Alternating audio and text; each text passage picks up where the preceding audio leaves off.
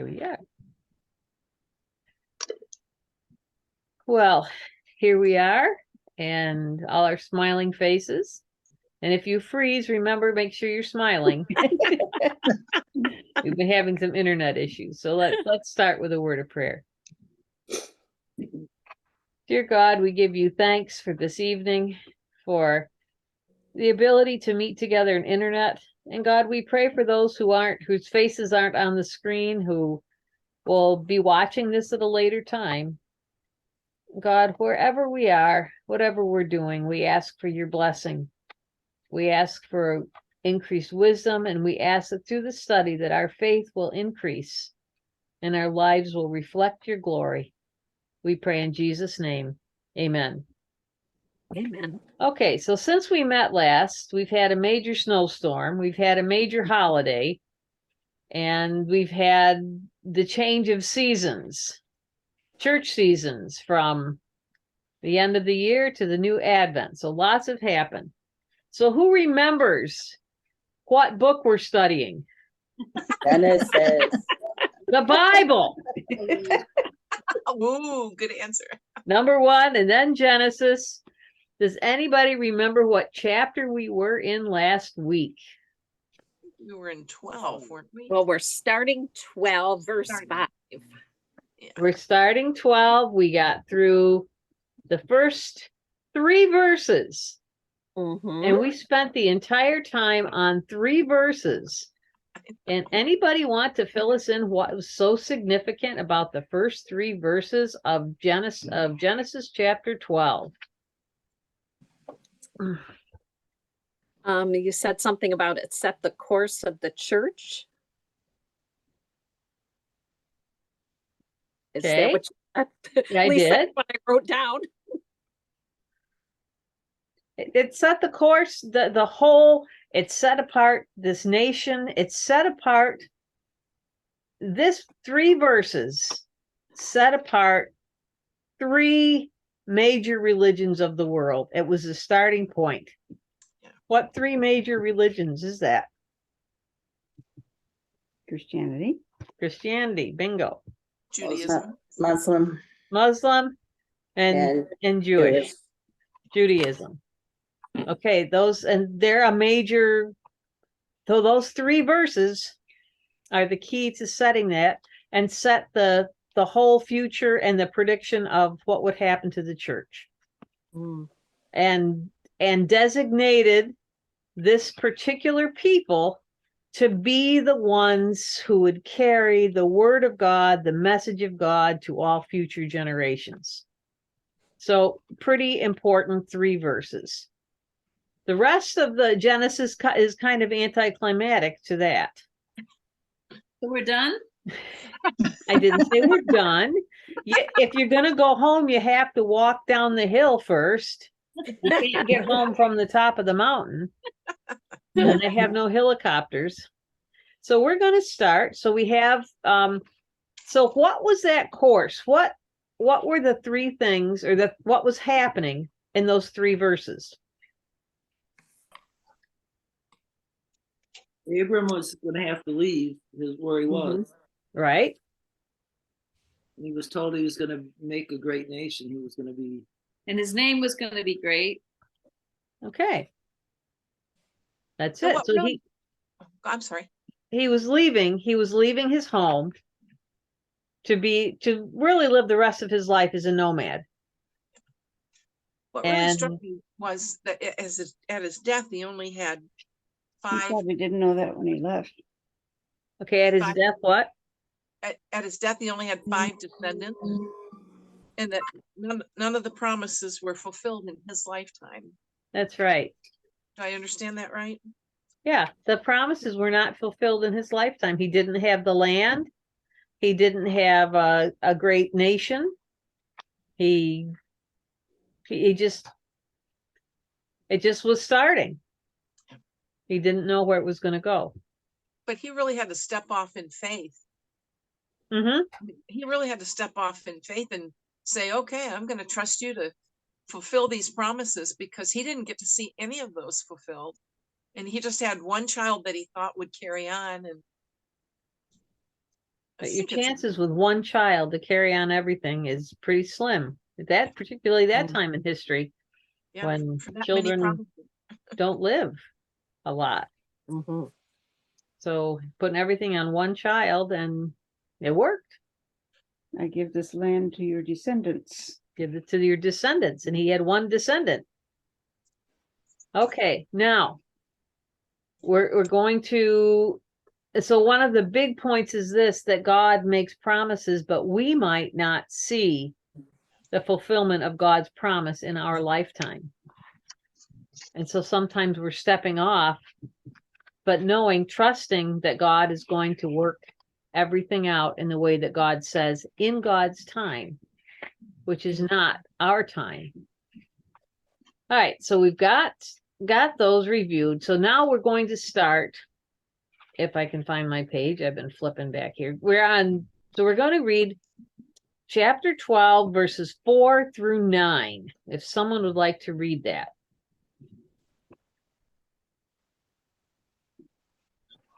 Abram left just as the Lord told him, and Lot went with him. Now Abram was 75 years old when he left Haran. Abram took his wife Sarah, his nephew Lot, all of their possessions, and those who became members of their household in Haran, and they set out for the land of Canaan.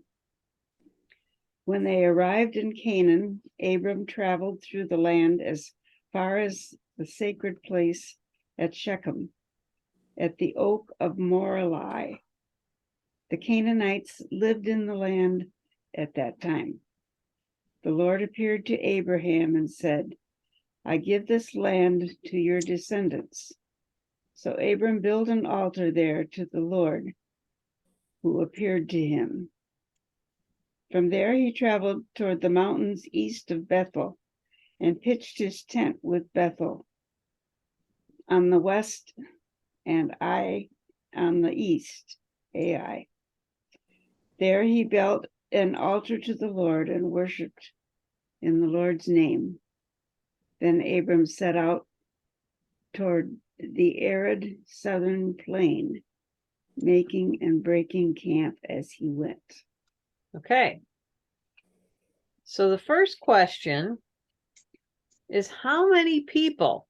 Actually, I was thinking, as I was going to St. Ives, I met a man with 7 wives. Each wife had 7 sacks. Each sack had 7 cats. Each cat had 7 kits. Kits, cats, sacks, and wives. How many were going to St. Ives?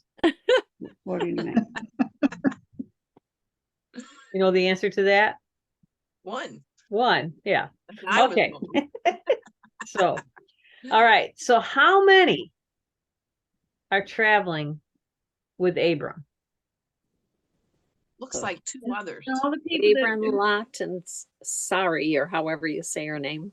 Sariah? I don't know. Sarai. Okay, Sarai. but keep reading a little farther. Look at verse 5. And- List all the people that he'd taken into his household. Ah. Oh, so there were a lot. Oh, Oh, missed that. you missed that. Yeah, actually. So a few chapters on, we're going to find out that Abram is able to have a little battle with somebody, and he had 314 people. Oh, This was not what will fit in the back of a minivan, even if it's Carol's old huge one. With No. milkshake all over it. It was milkshake all over. It will not. There were a lot of people because Abram had apparently gathered some wealth and he was fairly well off. So you can't have herds of livestock. It's all their possession, which they had gathered, and the persons they had gotten. So he was the chieftain of a small tribe. This wasn't just the 3 of them. So we get that picture in mind, but this is a group of people traveling through the desert, moving on along.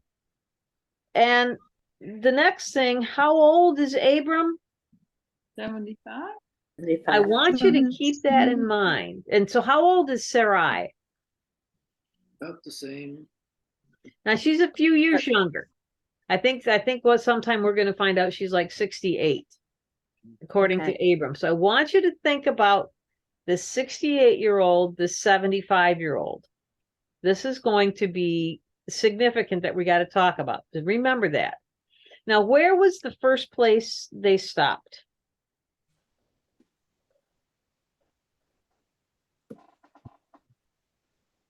Bethel? Shechem. Oh, Shechem, no. Before Bethel. Shechem, Shechem. Shechem. Any does that name ring a bell to anybody? I've heard it many places. I don't know though. I feel it What- does, what- but I don't know why. Okay. Anybody think about anything in what Nancy, anything related to what Shechem might be? Mm-mm. Mm-mm.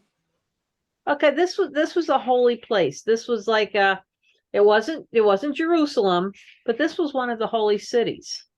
It's the So sign this of the great tree. Is that supposed to help us? The great tree we don't hear about again, but we hear about Shechem. We hear about it with King David. We hear about it in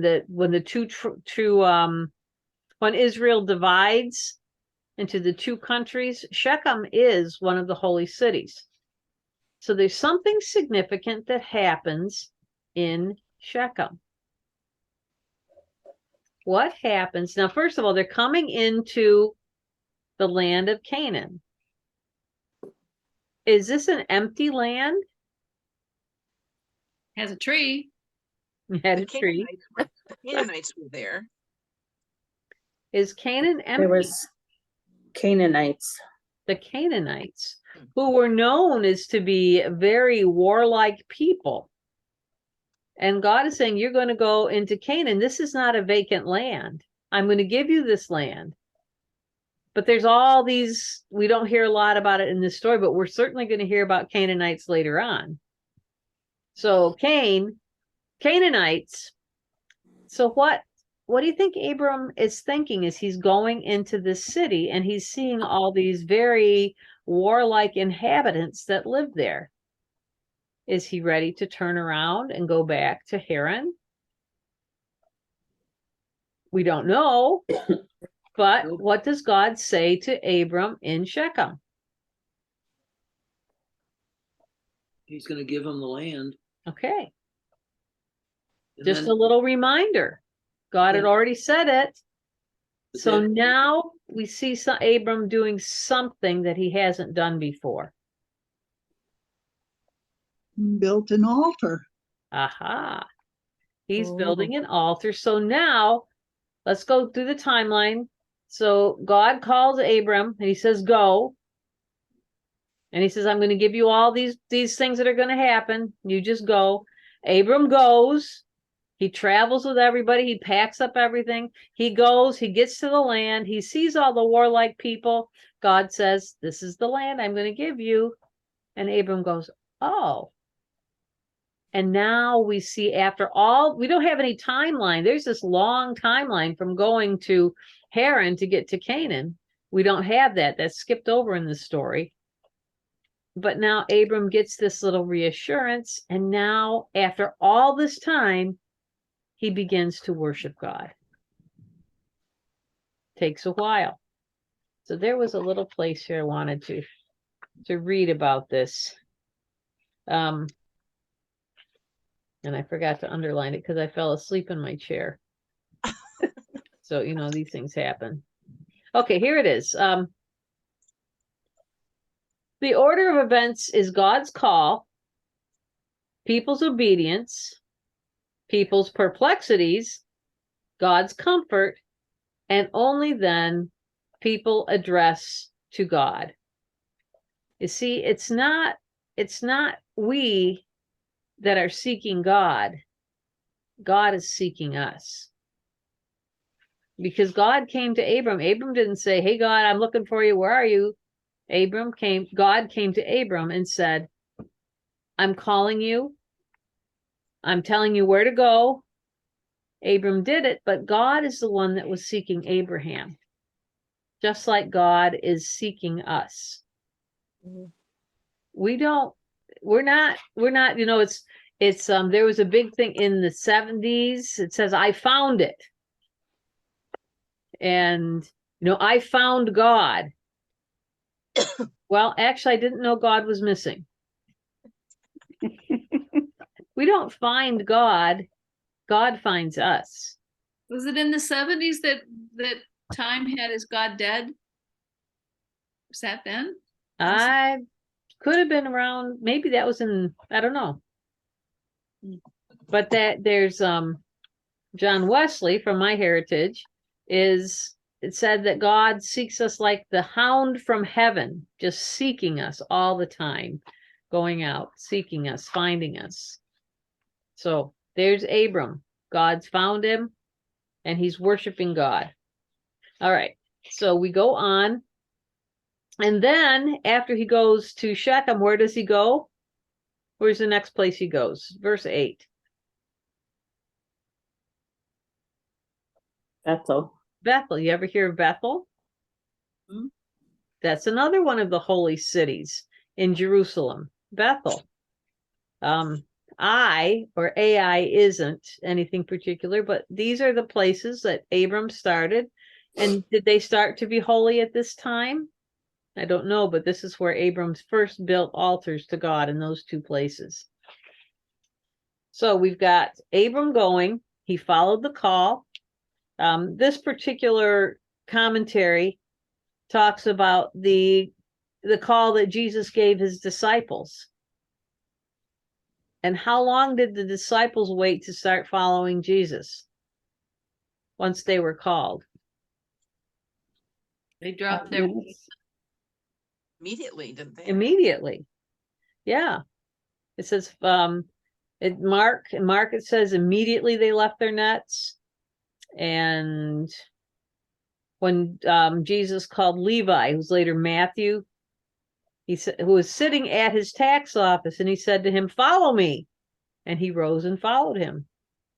So this is when God calls, God expects obedience. All right, so we got Abram moving through. He's in Canaan now. He's still a nomad. And remember, big group. He doesn't just kind of sneak in the night and then just kind of mingle with the Canaanites. They see these tents coming. They see these foreigners coming, and everybody's going, hey, who's that coming into the neighborhood? It's a big group. So let's see what happens next. We're on verses 10 through 20. This is going to be something that you're going to see we have to talk about that I asked you to specifically remember. So who would read 10 through 20? I can try. Thanks, Dan. Now there was a famine in the land, and Abram went down to Egypt to live there for a while because the famine was severe. As he was about to enter Egypt, he said to his wife Sarai, "I know what a beautiful woman you are. When the Egyptians see you, they will say, 'This is his wife.' Then they will kill me, but will let you live. Say you are my sister, so that I will be treated well for your sake, and my life will be spared because of you." When Abram came to Egypt, the Egyptians saw that she was a very beautiful woman. And when Pharaoh's officials saw her, they praised her to Pharaoh, and she was taken into his palace. He treated Abram well for her sake, and Abram acquired sheep and cattle, male and female donkeys, men servants and maid servants, and camels. But the Lord inflicted serious diseases on Pharaoh and his household because of Abram's wife Sarai. So Pharaoh summoned Abram. "What have you done to me?" he said. "Why didn't you tell me she was your wife? Why did you say, 'She is my sister,' so that I took her to be my wife? Now then, here is your wife. Take her and go." Then Pharaoh gave orders about Abram to his men, and they sent him on his way with his wife and everything he had. Okay. We got the story. Do you see anything that just seems kind of odd? I mean, it's a lot of things odd, but what are the odd things in this? Well, that Abram said, "Pretend like you're my sister." Okay. Can you understand why he did that? Well, he wanted to live.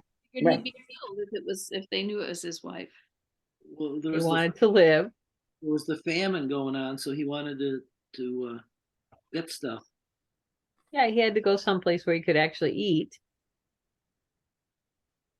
Anything else strikes you as odd?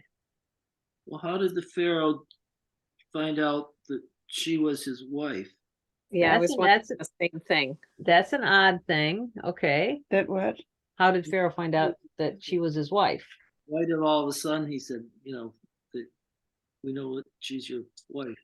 What's What, the why did answer? he give, why did he give Abram, why did the Pharaoh give everything to Abram just because he had a nice sister? He gave sheep and cattle and male and female donkeys and manservants and maidservants and camels. And he did that because For her sake. because he liked the sister.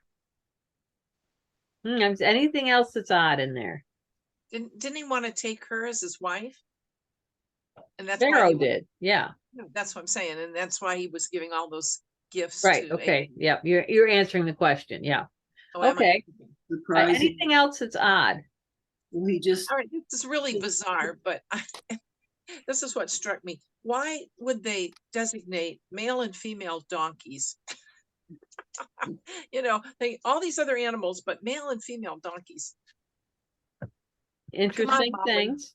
Dig deep. You can answer that. I know you can. Okay. But it's interesting that is that the first time that maybe he didn't trust God? That he Okay. You're missing one of the biggest things that is the most glaring thing. he didn't kill him, and when he went into Egypt, he said he was going to get killed if they thought Sarai was his wife. But then at the end, when they found out that she was his wife, they just Sent him on his way. But and he got to keep all the stuff that he was given. Okay. I asked you to remember something from the first passage. I said, remember this. We're going to refer to it later. Their ages. How old? Oh, you don't think she? No, Dan and I are figuring we're the ages of Abram and Sarai. I'm thinking I look pretty good. You're thinking that they wouldn't?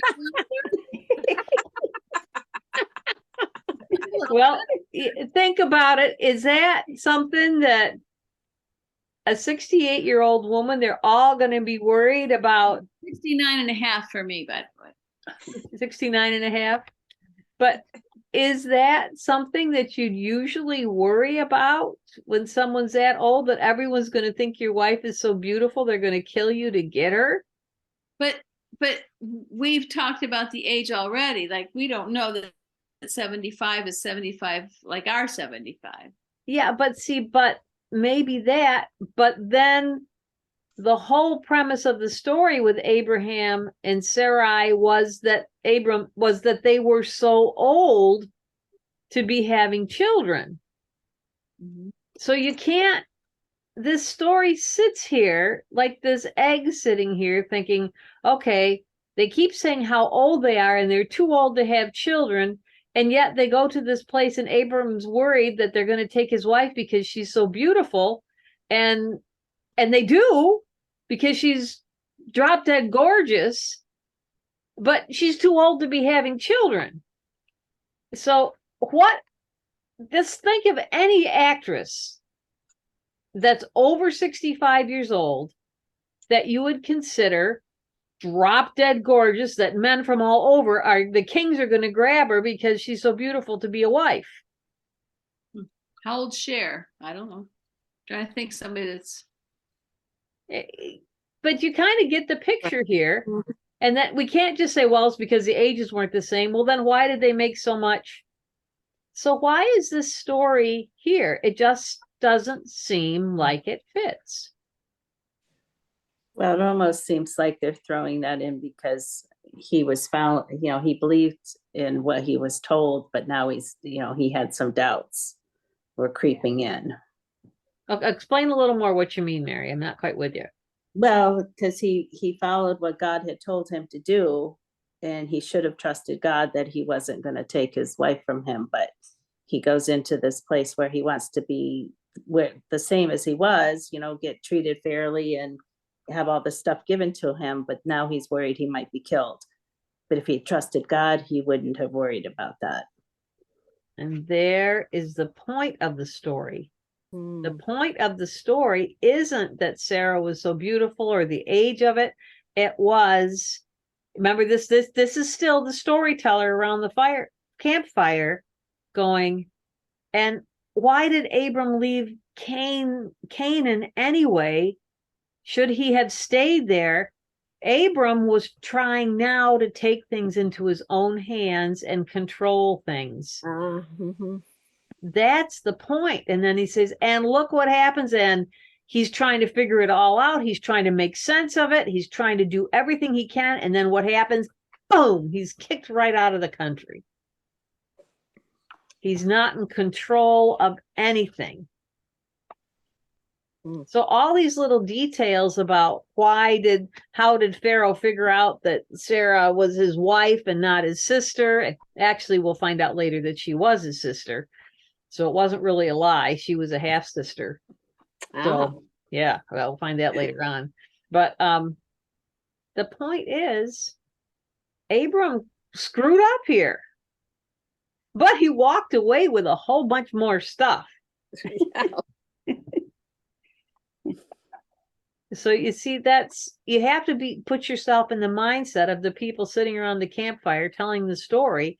And why are they telling the story? It's not to get all these facts. It's to say, Abram took things into his own hands, and it sure backfired on him because he wasn't obedient to God. And he tried to take things into his own hands instead of trusting God. And Mary hit it. You get an A for the day. Yay, Mirabelle. Woo-hoo. Hey, I'm out. I think we're frozen for that one. Okay, it's not, but we can say that Pharaoh figured out something's going on, because if this whole huge tribe of people comes and camps in your back doorstep, and all of a sudden everybody starts getting sick, are you going to think, maybe they had something to do with it? Like if you're all sitting in those words in our own little bubbles during COVID, and then somebody comes in and everybody gets sick, it's nobody from the bubble, it's the outside person. So maybe Pharaoh figured out, I don't know, but just kind of like going back to that story with Cain and Abel. The point is, we don't, when God accepted Abel's and not Cain's, and with the point is, we're not have to figure out why. The point was Cain's reaction. So this is another story like that. We get caught up in all these little details that don't always make sense, and they don't necessarily have to. The point of the story is Abram took it into his own hands, and it didn't work. There you go.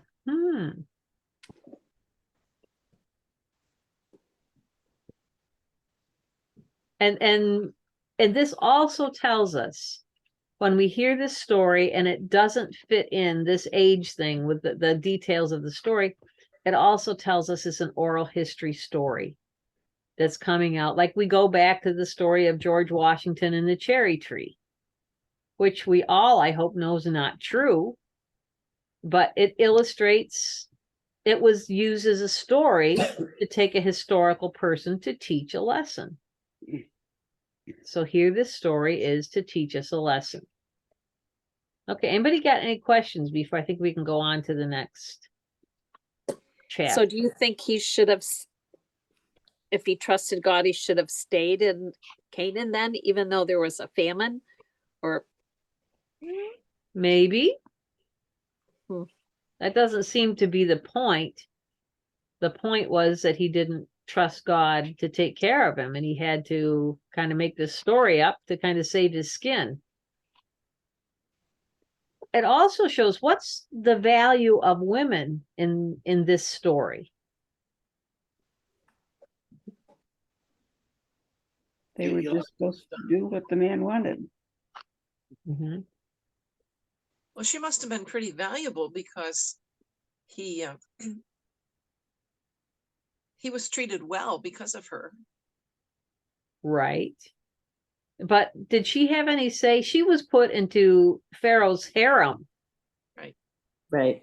Did she have any say about this? Hey, I don't want to go there. No. She was valuable to Abram, but she had no value in herself. Right. And she went along with saying that she was his sister. She probably didn't have any choice in it. Right.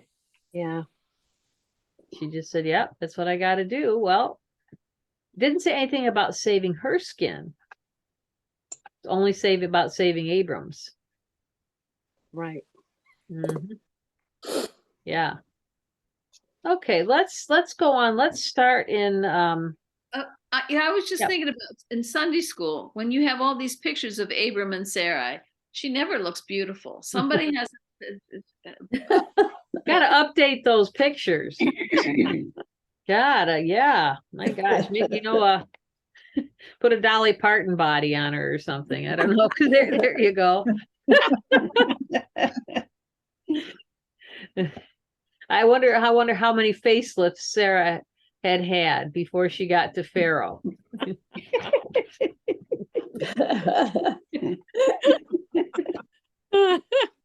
Goodness.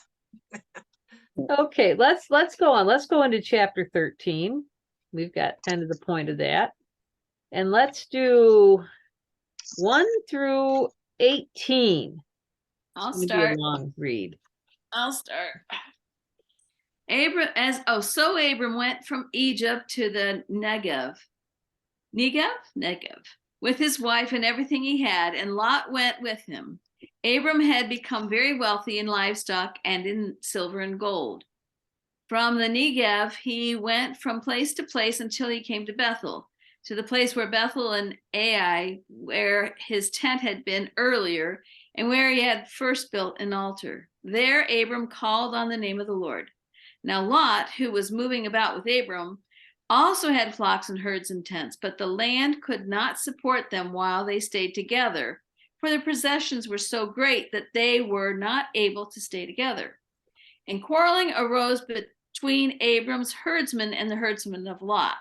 The Canaanites and the Perizzites were also living in the land at the time. So Abram said to Lot, let's not have any quarreling between you and me, or between your herdsmen and mine, for we are brothers. So is not the whole land before you? Let's part company. If you go to the left, I'll go to the right. If you go to the right, I'll go to the left. Lot looked up and saw that the whole plain of the Jordan was well watered, like the garden of the Lord, like the land of Egypt toward Zoar. This was before the Lord destroyed Sodom and Gomorrah. So Lot chose for himself the whole plain of the Jordan and set out toward the east. The two men parted company. Abram lived in the land of Canaan, while Lot lived among the cities of the plain and pitched his tents near Sodom. Now the men of Sodom were wicked and were sinning greatly against the Lord. The Lord said to Abram after Lot had parted from him, lift up your eyes from where you are and look north and south, east and west. All the land that you have I will give to you and your offspring forever. I will make your offspring like the dust of the earth, so that if anyone could count the dust, then your offspring could be counted. Go, walk through the length and breadth of the land, for I am giving it to you. So Abram moved his tents and went to live near the great trees of Mamre at Hebron, where he built an altar to the Lord. Okay. So there's a lot. We got some moral stories in here, a little bit of history. So what's the problem that we're dealing with in this chapter? There's so many people and there's too many people, too many animals to be able to survive.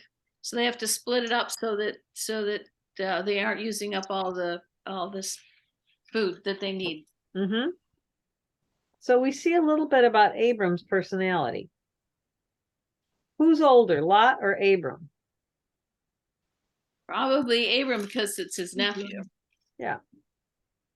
So who should have the choice? The eldest, the elder. The elders Yes. would have it, Yeah. but he defers to Lot. Right. And what do we find out about Lot? A lot. A lot.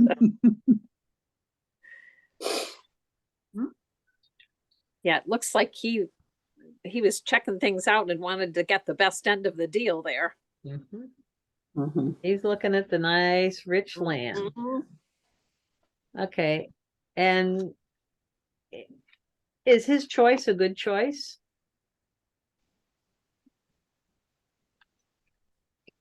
Well, I said it was very wicked there, lots of sins, so he thought so, but probably God didn't. Yeah, it's not always the best choice, is not always the surface the best choice. He thought he was going to have the easier life. And he went down to the city where the people were living and the green land, and was not a good choice after all. Now, how do you think Abram's feeling now? He's going up in the rocky kind of barren land, and he's going to have to travel a lot more because Lot can stay in one place for quite a while and graze his herds and his flocks.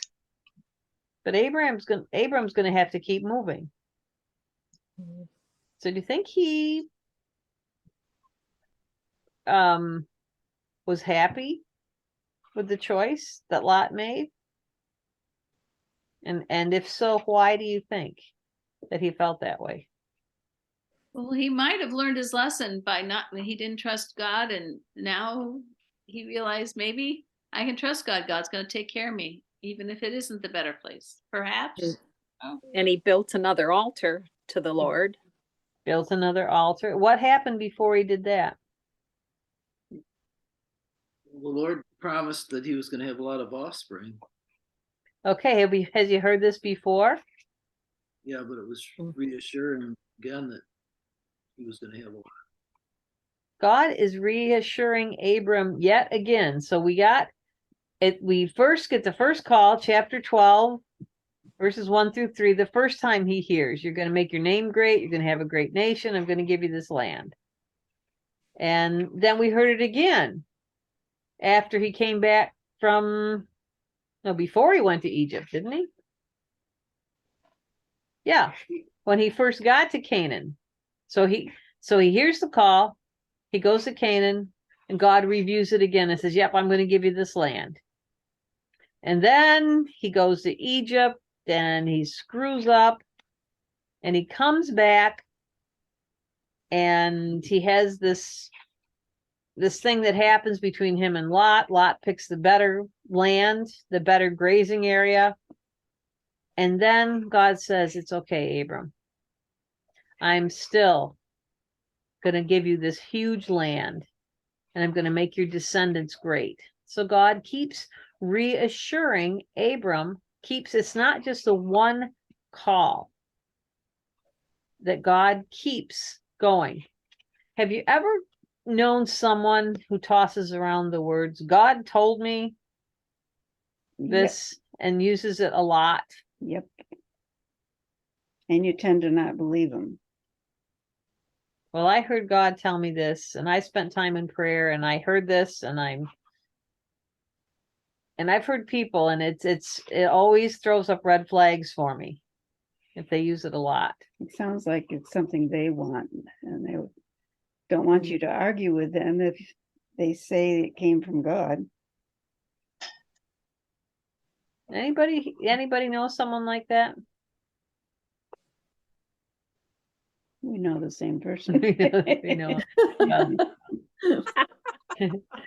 Well, it's because God doesn't, if God is going to call us to do something, God is going to give us constant affirmations that that's the right direction to go.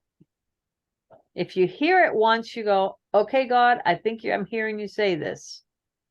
And if you head that direction and then you never hear anything else, maybe you need to go back to square one and listen again, because we look at this story of Abram, and God keeps giving and giving and giving assurances that this is the right thing to be doing. It's not a one-shot deal. And you'll see that with different characters all through the Bible. If God calls once, God will keep. It's not just once and then silent. God keeps that conversation going. And yet Kind the disciples were told, although that's different because Jesus was right there. But he said, follow me, and they immediately did. They didn't wait to think about it and decide if God really wanted them to do it. But I'm not saying that if God calls you, you shouldn't go. I say you can start in that direction, but if you never hear anything else again, maybe you need to go back and listen, because God will give assurances. That's been my experience in life, that when God calls me into the ministry, and it's just one affirmation after another, after another, after another, that God just keeps giving those affirmations that you're going in the right track. And we see this with Abram, that God has called him and says, guess what? You are still going in the right track, even though it doesn't look good. It looks like your nephew's kind of a creep, because Self-centered. yeah, kind of self-centered. And here you are, you're doing everything good for him. You're taking him along with him. You're kind of mentoring him. And then he picks the best land and he doesn't even think about you. God says, but you're going the right direction. I got you. And then where did Abram build another altar?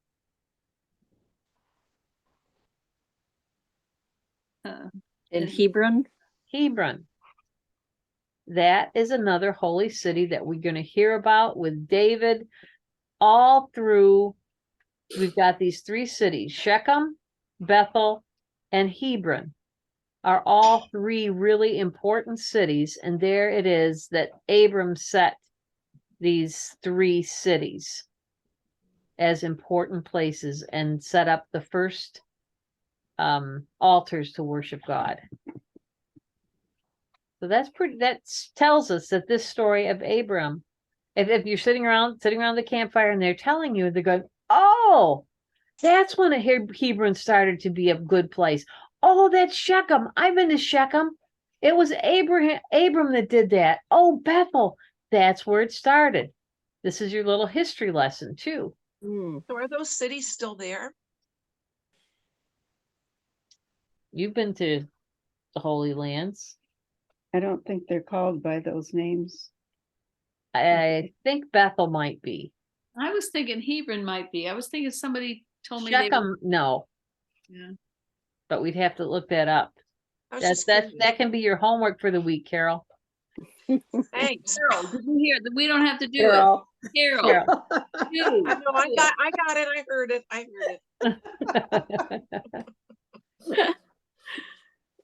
Okay, so we're gonna leave Lot and Abram there, and this has been kind of a wild ride now.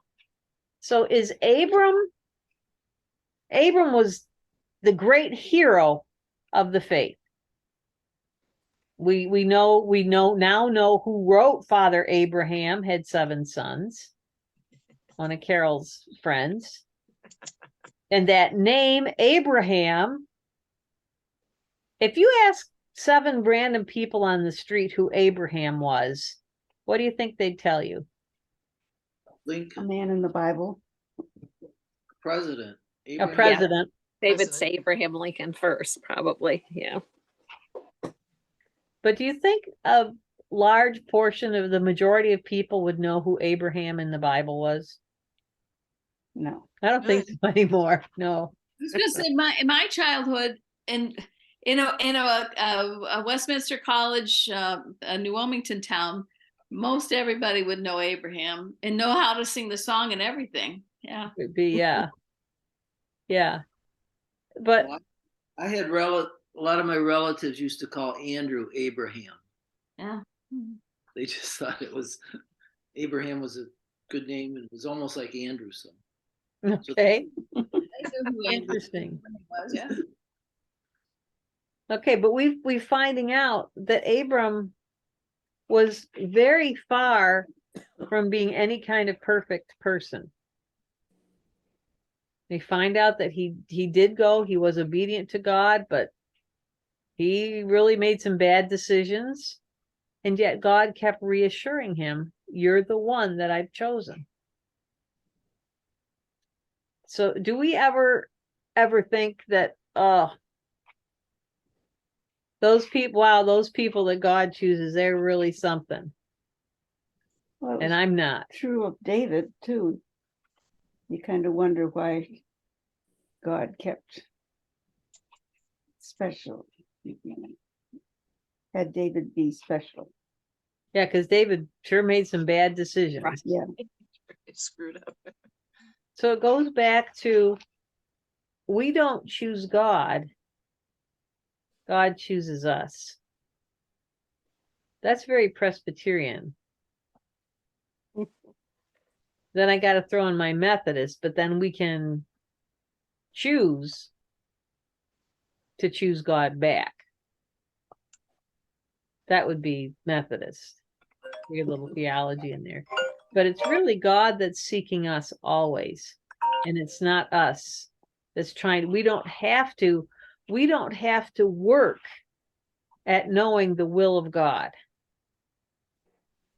I mean, we need to look for it, but it's not this big struggle that's somehow buried deep. If we just look at the right verses, or if we just study the right thing, we'll maybe and struggle with it, maybe we'll find what God is wanting us to do. It's very much the opposite. If we let go of what we're trying to figure out, God's going to make it very clear to us and reassure us and give us affirmations. And it's sometimes, I think, the hardest time we have finding God's will is because we don't particularly want what we're hearing. Instead of having trouble finding it, to say, because it's not difficult. Anybody got any questions or comments? I'm not going to go on to chapter 14. I think we've gone through enough tonight. So anybody have questions or comments?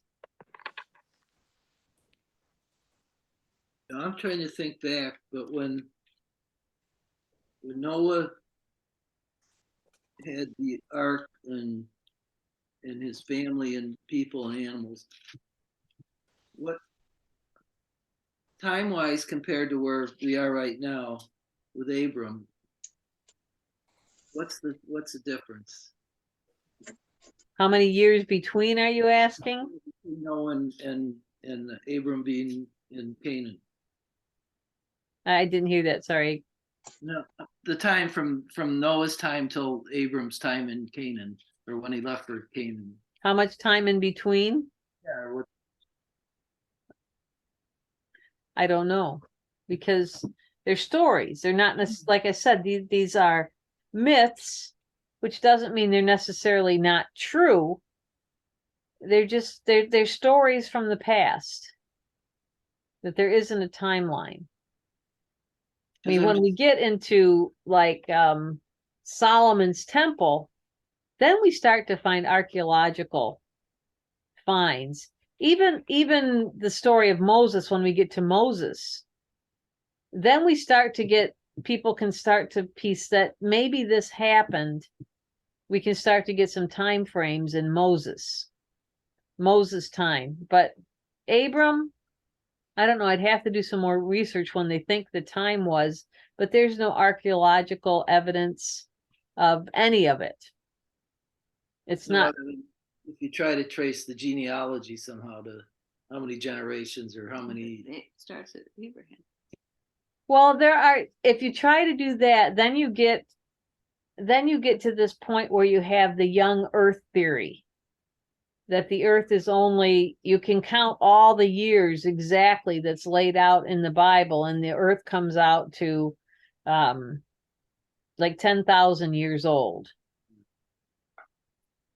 and which we know through science that the earth is 4 billion. So I don't quite have an answer for you, Dan, and I don't know if there is one. I just didn't know if there was any, real genealogy between the two. That's Well, there is, you can follow it, but is it, too many names. if we do that, like I said, if we do follow the genealogy, it makes us the creation of human beings only like 10,000 years ago. Which we know through ancestry, through migration, through archaeological finds, through DNA, that human beings are a whole lot older than that. So is that answering your question? Yeah, I guess it wasn't really a question. Yeah.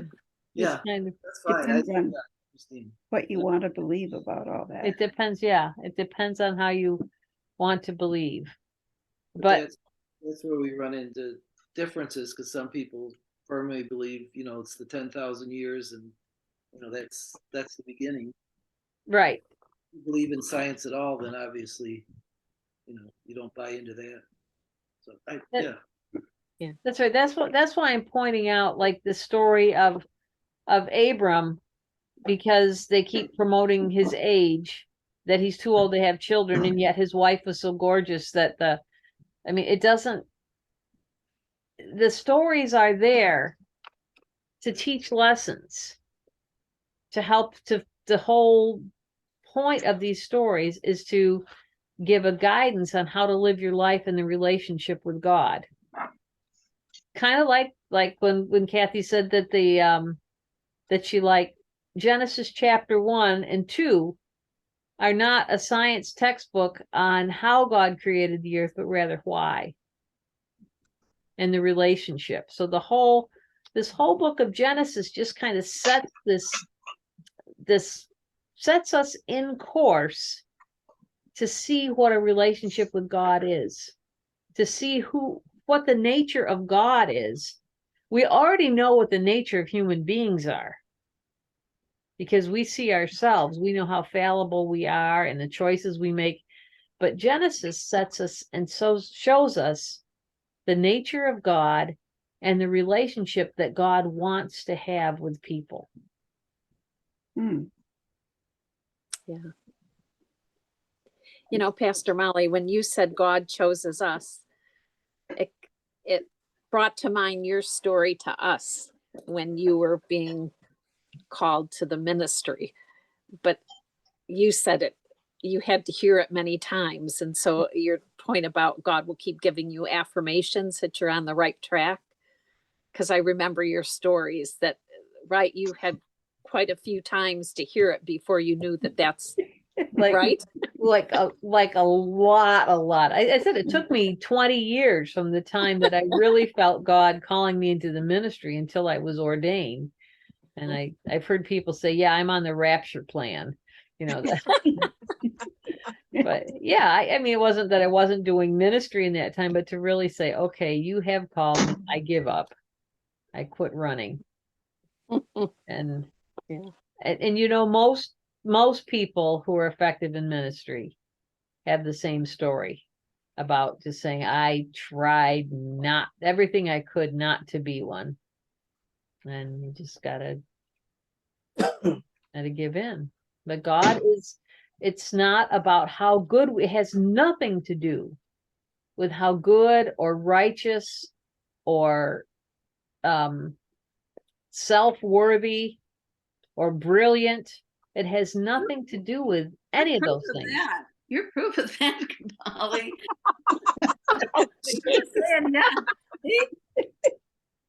Yes. Yeah. Oh, nice to know your congregation. That was loves very you, nice. Molly. I apologize. She wants me to continue, I think. Okay, yeah. Okay, but you get the point. That it's about, because Abram what was he? God just picked, it seems like God just kept picking screw ups throughout all of history. who eventually turned around and did okay and did something, which just tells us it's all about God. It's not about us. There's hope for us yet. There's hope for us yet. And we can't earn it. We can't figure it out. We just have to say, okay, God, I give up. I'll do my best and you help me. But it's not about what my best is. It's about what your best is through me. Mm. Yeah. Okay, so what's the word you're going to walk away with tonight? Screw up? No. Yeah, for you, that's a good one. That God chooses us. God chooses us. Mm-hmm. This is my sister. Ooh,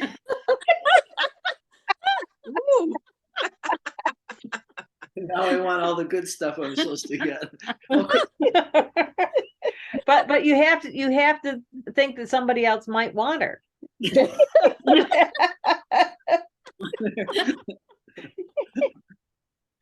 Oh, what a great way to end this Bible study. And this is all on public national broadcasting.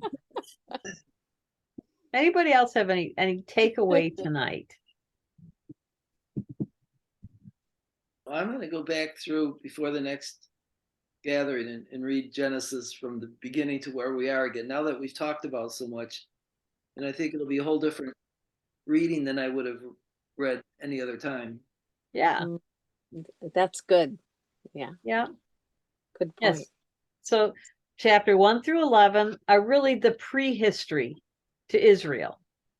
It's the prehistory to God's chosen people. Then we get to chapter 12. We have Abram and we have the beginning of the Hebrew nation or the Israelites. Well, they're not going to be Israelites yet, but this nation that God is choosing to be the ones who have the responsibility for carrying God's word. And so then that, by the time we get to the end of Genesis, then we have firmly rooted who the Hebrew people are. And this is the 1 through 11 is the prehistory. 11 through the end of the chapter is the foundation of the Israelites. Okay. Okay.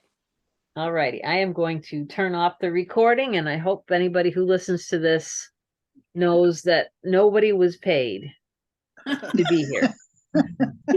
We are all who we are.